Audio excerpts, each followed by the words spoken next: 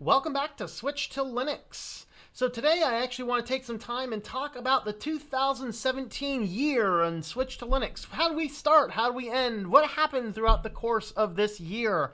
And where are we going from here? So first and foremost, I want to say Happy New Year to everybody as we move on. We close out 2017. We begin 2018. I hope it's been a great and positive year for everybody, and I hope the best is yet to come. And so with that being said, I also want to say thank you to everyone who has watched this channel. So this channel grew as a very small channel. Of course, I started recording videos around July, August 2016. I never actually pushed anything live until around October or November. But it was one of two videos, or possibly two videos that I did in late December, early January that pushed the channel up. I crossed 100 subs in, I want to say it was January of 2017. Since then, starting crossing 100 subs, I now at over 6,700, I believe. Let me actually pull my exact numbers. So as of right now, I'm sorry, 5,718, which means that in the last 1 year, I have gained about 5,600 subs. Thanks, everybody, for watching. We also had, as of right now, they're recording this video, 781,000 views. So within the next couple of months, we could very possibly cross 1 million views on Switch to Linux. So pass the word around and let people know. Also, let me know in the comments here the types of things you'd like me to look at. And I have a few things here I want to have a look at. Two requests that I had that look interesting enough for me to look into. One of these is, I think, PCS Linux. Somebody asked about that recently, and I think it's actually been on my list for a while. I haven't dove into it a whole lot yet. Another one is to look from Keith Keller, says look at SoftMaker Office, which is basically like an Office program. I've looked at their page, and I'm not sure it's going to be any better than LibreOffice, which I use for my writing projects already, but I do want to have a look at that SoftMaker and see what that has to say. But I'm also continuing on working on Nextcloud things and anything else out there that are interesting. For those that are curious, behind me, I'm going to be running Elementary for the next couple of weeks on my test/media PC. Already, it makes me want to go, pfft. And that's not being mean. It's just that it doesn't work. I've been compiling lists of things that just don't work well on this. I'm holding my ground. I don't think it's a good distro. And I'm going to talk about why in the next couple of days here, and I'm giving it a chance. I'm giving it a benefit of the doubt, but, I've had to fight everything from desktop icons to, the screwy way they put things on there, the text on there when you do finally figure it out. It's like they took every bad thing out of Mac OS and integrated it in and said, look, Linux. And it was just like, makes me scratch my head. But I'm going to talk about those. I also was thinking today about talking about Ubuntu, because Ubuntu is one of those two videos. The two things that really launched me, I think, in 2017 in January was my talks about Elementary and my talks about Ubuntu. So we're going to talk about about Elementary and Ubuntu this year again, see what happens. But I do want to give Elementary a chance. I want to see, maybe it's just a pain in the butt to get started and maybe it'll work great once it's running. I don't know. So I'm going to figure that out. It's running on full native hardware. One of the theories that I had is it wasn't working well because maybe it doesn't work well with the Intel Core processors that I have. Maybe that's the case. I don't know. So I put it actually on my AMD over here. And so let's see what happens. I don't know. As of right now, on my Elementary build, and I'll talk a lot more about this later, but I have had several installation issues. I actually had to reboot the installer 4 times to actually get it to install. The App Store kept crashing until I ran updates through the terminal, which is fine by me, but this is definitely not a new user-friendly. Too many common applications that are just too difficult to install, like Spotify and Skype and things. You need to install Snap packages and then install the Snap package for Spotify, which I don't actually use. I just wanted to install it to see if I could. In fact, I didn't. Is it installed? Okay, it is installed.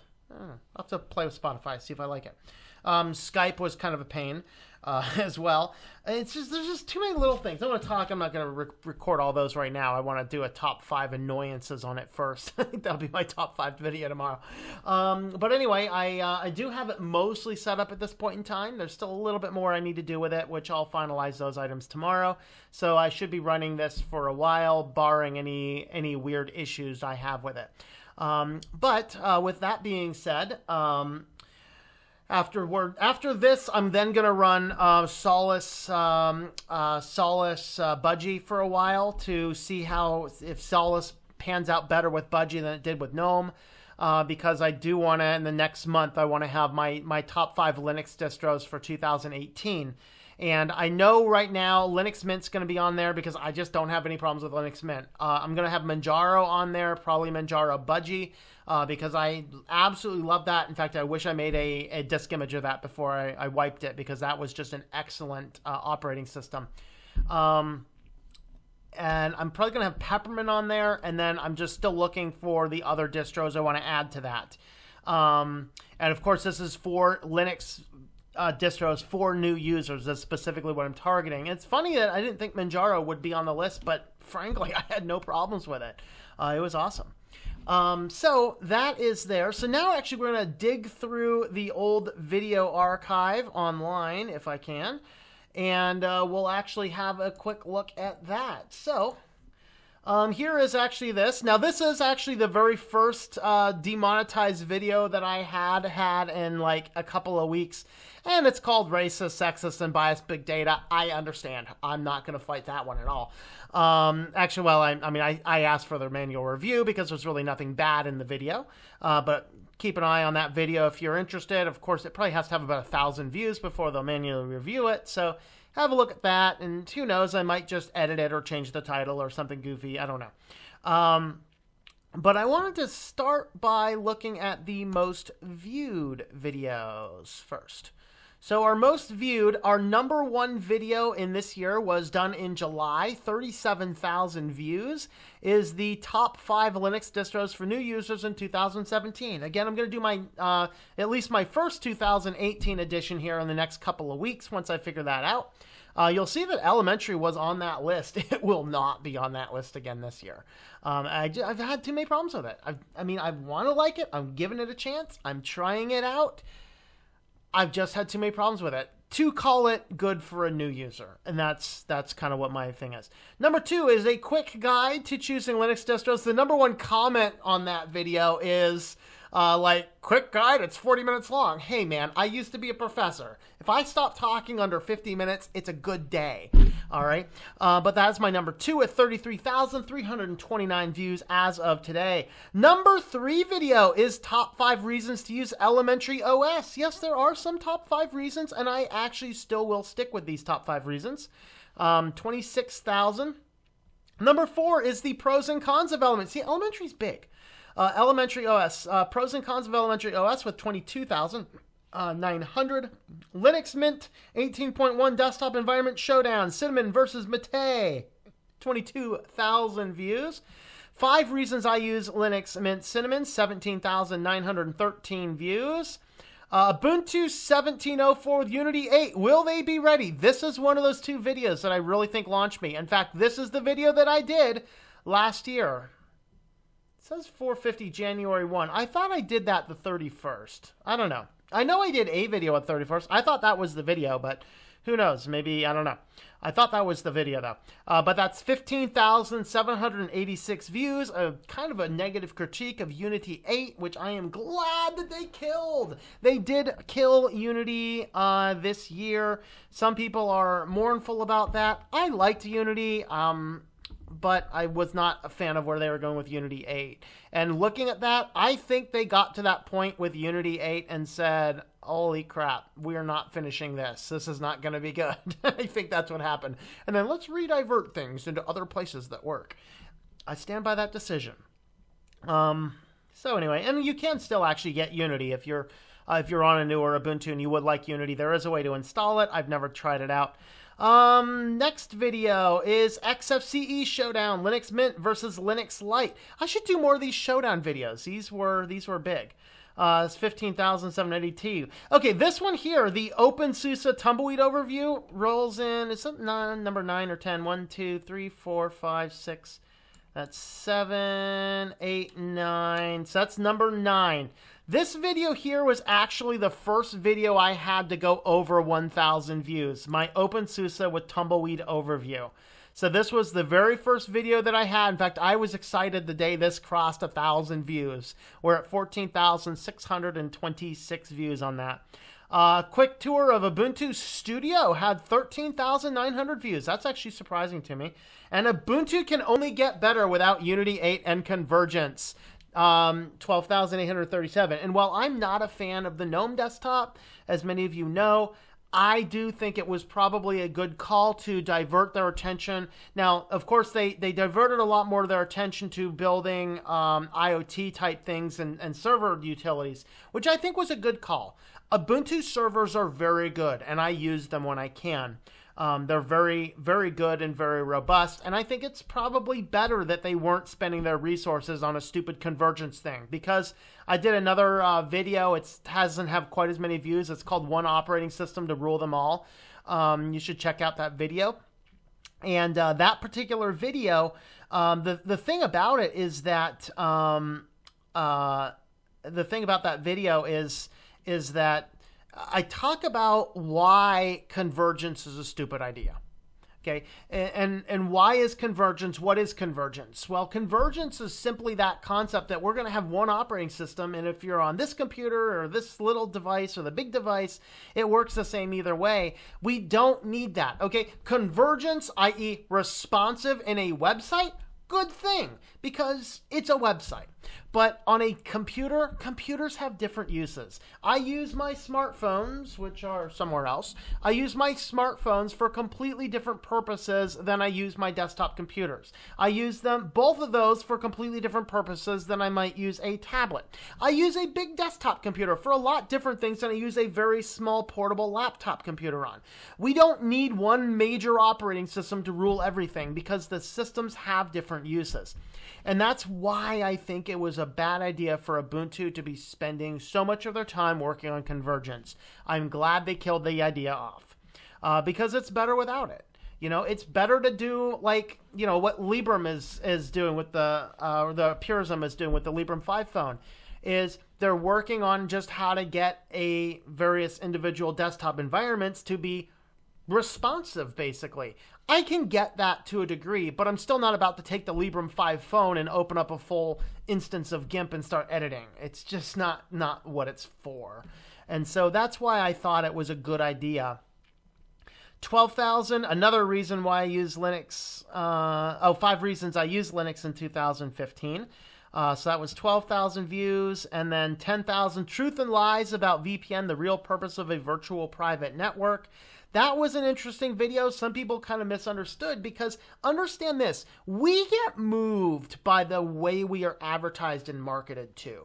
And so that should serve as a warning to us that we are susceptible to the fickle changes and ideas of how we're marketed to. And that's why I try and block a lot of the specifically targeted ads. I don't mind if a company tells me what's new, but when a company keeps on repeating louder and louder and louder the same things over and over, and what has happened is people have started to talk about VPNs as a different reason from what they were originally designed for.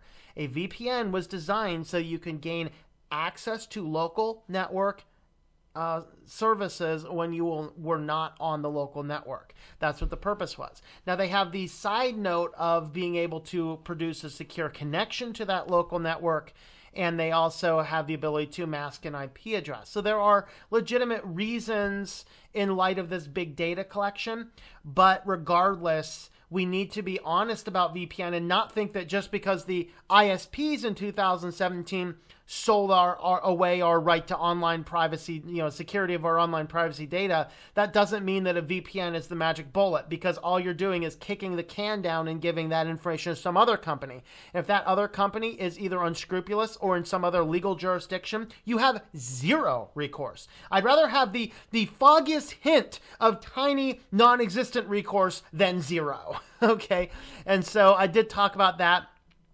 Solus Linux. Solus Linux may end up on my list of distros to watch for new users. I had a lot of actually very surprising problems with it. And it had nothing to do with the fact that I ran Solus on GNOME. I don't like GNOME. I knew that. I was not allowing that to bias me in any way. I simply had a lot of problems with how Solus was working and how it was functioning on my system. And so that was another one of my 10. And I think that those are all the videos I had. Another one down here. Ooh, we just need just 12 more of you. Go watch this one. We'll have another video across 10,000. This is Getting Started on Cubes, Part 1, Setting Up a Reasonably Safe System. If you don't use cubes, if you need to do privacy things, or if you need to use social media accounts or things like that, Cubes is the way to do that. I love it because I can have different environments for different services and systems. So I can have one basic one dedicated just to general web browsing stuff, which won't store any cookies or track any data back. I can have another system, logged in accounts. I actually have on my Cube system a full ad allowable and a full no ad allowable. I haven't blocked Google ads on one of the cubes I have in there for one of the purposes that I'm using. That computer allows me to block all social media sites. So Facebook can't do its basic data harvesting. Amazon can't do its basic data harvesting as you're going through a lot of the ways to do that I function on that system. Cubes is an awesome OS. It is a little bit more,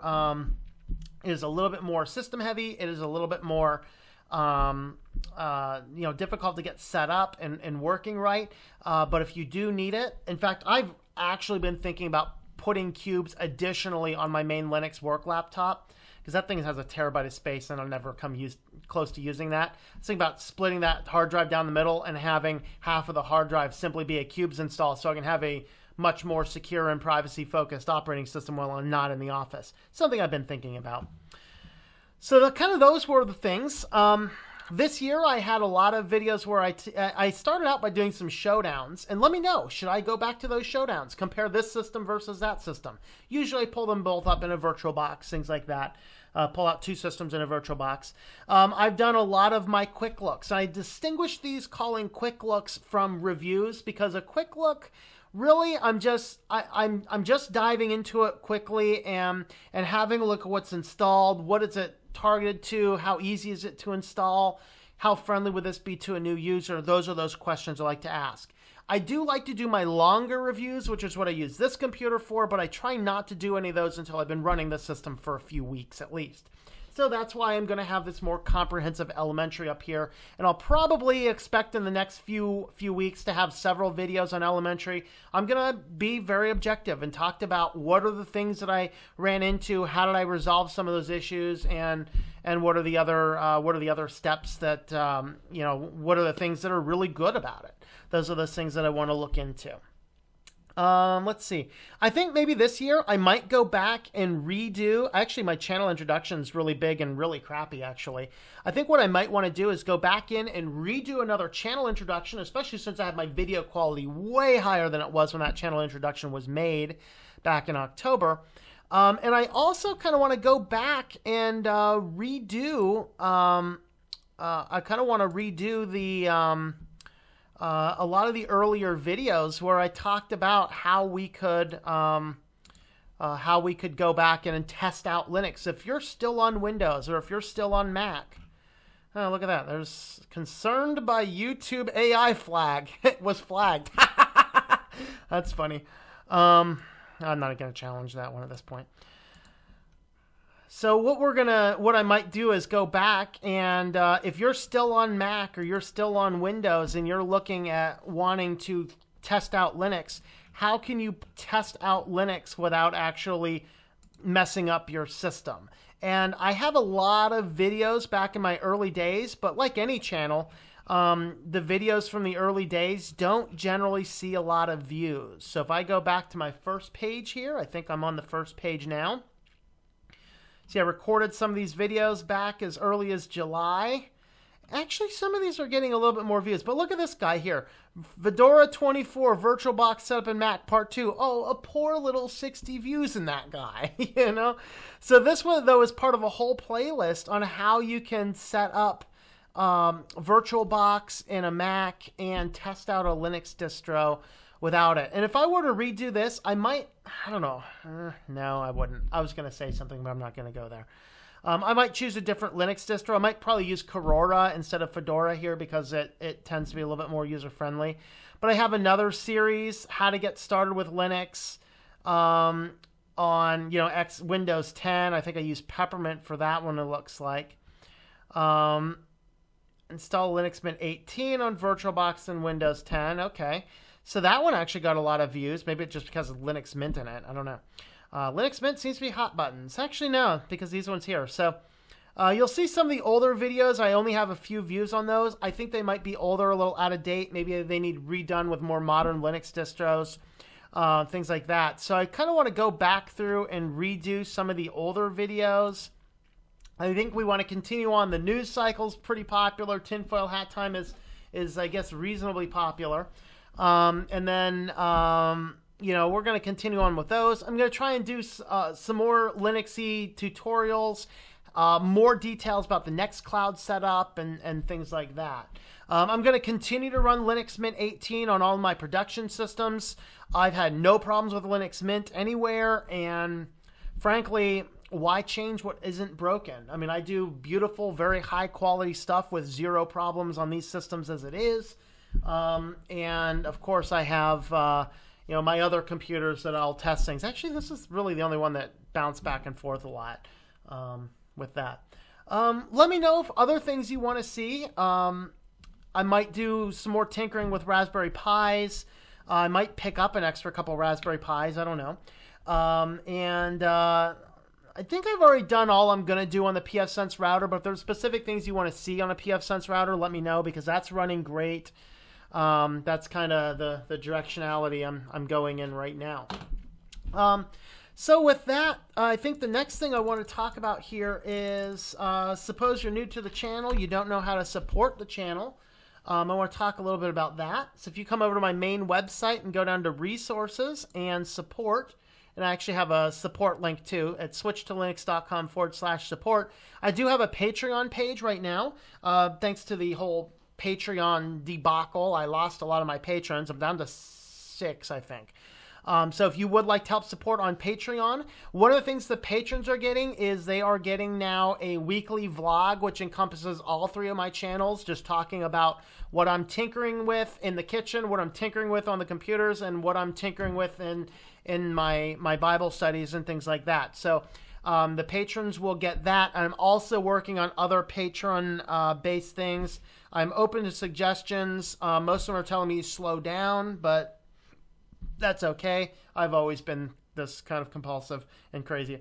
I also have a donate button here for PayPal. This just goes right into my PayPal thing. It says donate. I wish it would say like tip, but PayPal really needs to work on their donation type section. They need to have a very easy way for me to say, hey, it's not a donation as much as it's a tip. It's a thanks for doing videos. It's a I'd like to support you. PayPal needs to work on that a little bit, and that's why I don't push that one as much.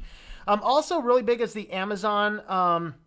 So I do have the Amazon affiliate link here. So if you just click on that link and come over here, and anything you buy on Amazon doesn't cost you anything more, but it does actually help support the channel a little bit. You know, I make enough to buy, my monthly coffee on Amazon sometimes, so that's one of those things. I also, though, and I'll have more links to this coming on down the pipeline here very soon. I do have I was accepted into the Amazon Influencers program. I want to look into it a little bit more. To me, it just seems like a crazy mishmash of weirdness. I don't know. I think really the overall purpose of doing that is just to produce a list of things I recommend. The problem is I have 3 different channels of completely different content, and I would love to have the ability to sort those into some other category than weird random Christian books. Check out this Icy Doc, Computer Bay. I mean, it's just crazy. But regardless, I do have the Amazon Influencers account. That's coming on down the line. I'll be starting to actually what I might do is for a week, talk about some amazing new product. Hey, buy this new LED flashlight. See, it's bright. Link below. I might start doing more stuff like that because that actually is a very good way for me to highlight things. And I could easily do things like, my microphone, my cameras and stuff like that. Even the Fitlet is actually on my influencers thing right now. So there's just a lot I have coming on. 2017 was, for me, a learning year. I learned how to put everything together. I learned how to make high-quality video. I learned how to do cool things like this. You know, I have nice fade-in effects now on my windows. My banner, I'm going to keep the banners and the branding essentially the same going forward because I like it. It works. I have everything functioning. Yeah, pretty much. That's the direction we're going. We're just going to kind of keep on moving down the pipeline. I want a lot more user input. What the types of things do you guys want to see? Some things I'm willing to do, some things I'm not. One of the greatest limitations I have right now is I have to maintain a full-time job while I do all this kind of stuff. I'm moving towards the ability to cut the workload back as the YouTube and other means moves forward. You know, that's beneficial as well. So really in reality, those are the things that are working. I'm working toward. Also, if you're also new and you don't know about it, I do run a few other channels. I do have some Christian Bible studies up there as well on one of my channels called Our Walk in Christ. And those are my other two channels. Now, the cooking channel, I am planning to start relaunching. I'm shooting for one video a week, starting not tomorrow, but the following Monday, starting then. You can actually get more information about what I'm doing on that. The website is ourwalkinchrist.com. And again, I do have a means to support pretty much all the same methods, except I do have books. I am an author, and I'm shooting right now towards ramping up to release at least one book a year. Patrons actually get a free copy of the ebooks. I have The Art of Shallow Neighboring up on the site right now for the patrons. I have not put up the ebook for this one yet. If any patrons would like a copy of that, let me know. I can put it up. I simply haven't because I am planning on I'm pulling this out of the current publisher, and I'm going to be republishing it under my own label because right now the cost for me to get one of these books, this book costs me $8. It's overwhelmingly expensive because of the publisher. But my contract allows me to pull it anytime I want. So I will be pulling this and re-releasing it, updating the text. There's a few typos, a few other errors I want to fix. And my early comments on it said this would be a great study book, and so I want to add some study questions in the back. So that's why I haven't put it up on Patreon yet. But if you are one of my patrons and you want a copy of this book, just let me know, pass me a message on Patreon, and I'll go ahead and post that up. But if you want the paper copies, of course, Amazon, anywhere around the world. I have the Patreon, PayPal, and Amazon linked here as well. So those are the other ways. My other channel is called Home Cooking Hacks. I have not done anything on that for a while. A lot of it had to do with how intensive the site was. And so, you know, over here, this is probably one of my number one recipes. The taco recipe is just an amazing taco recipe. I do all my foods, you know, homemade from scratch, everything that I can. My tortilla shells are made from scratch. Even my hot sauces now, I'm working on salsas as well. But I talk about how to do all of the variety of things entirely from homemade ingredients, raw and homemade things. And so that is kind of the direction we're moving. And I'm going to be restructuring how I do this site and this channel in such a way that we're going to have, you know, basic core ways so that I can keep referring to those, and that way it'll keep the overall videos shorter, so then you can go back and check out the previous videos as you need to. So that's kind of what we have going on in the future down the road. So keep an eye out for those channels as well, in addition to the Switch to Linux channel. And with that, we're just going to keep on plodding around this year. I haven't sat down and actually worked on goals, but, you know, we went up 5,000 subs this year. It'd be cool if we could go up, you know, maybe 10,000 subs in 2018. That would be pretty cool. So, you know, spread the word, especially about Linux. You know, spread the word about there's other options out there for running on your operating system rather than being stuck into the Windows and the Mac environments. And there's good reasons to use those for sure, but there's a lot better reasons in many cases to use Linux. And your average computer user can probably replace their systems with Linux and probably would have a lot better experience. I know my mother's computer, every time I go there, that computer runs like molasses. I don't know what's installed on that thing. It keeps on getting all sorts of weirdness. If I just wiped that computer and put Linux on it, I probably wouldn't have any problems. So just spread the word, and let's make 2018 the year to check out Linux and learn how to do that. Once again, if you would like to help support, check out switchtolinux.com/support. There will be links down below, Amazon links, Patreon links down below. My Patreon is patreon.com/Tom M. For some reason, I seem to be hard to find over there. I cannot even find myself in the search functionality. And that's why I'm actually building my own platform. I'm going to be moving off of the Patreon, and probably, hopefully by the end of 2018, I should be moved off of that. So, thanks for watching. Crazy, long, rambly video, but stay tuned for what's coming in the next new year. Tomorrow we will be resuming our full normal schedule with our top fives on Mondays, some Linuxy thing Tuesdays, Wednesdays live stream, geeky Linuxy stuff on Thursday, Friday news, Saturday tinfoil hat time, and Sunday outdoor philosophy. That is my Linux schedule. Other things will be posted as I see fit. So thanks for watching, folks, and I hope that you enjoy switching to Linux.